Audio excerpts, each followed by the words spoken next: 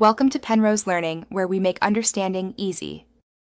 You begin by preparing your system so Jaxcore installs cleanly.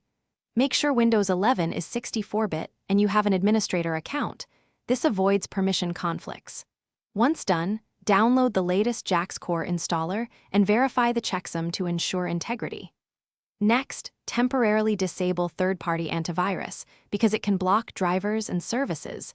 Run the installer with Run as administrator. This gets you into the installer UI fast and prevents common early failures. You now perform the detailed installation steps. Pick custom to control drivers and components so you avoid unnecessary extras.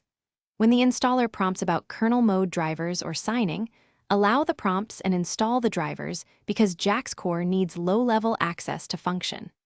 After files copy, open services and set Jax-correlated services to automatic so they start on boot. Then register any provided certificates in local machine / trusted root so secure communication, and drivers are trusted by Windows.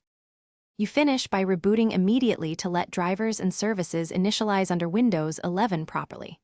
Once back, open services to confirm Jaxcore services show running and automatic. Then run the built-in diagnostics to validate features. Make sure logs in C /program data /Jaxcore /logs show no persistent errors and test core functionality. If something goes wrong, enable verbose logging. Reinstall drivers from the custom installer and check certificate trust. Thanks for watching. If this was helpful, leave a like and consider subscribing. See you next time.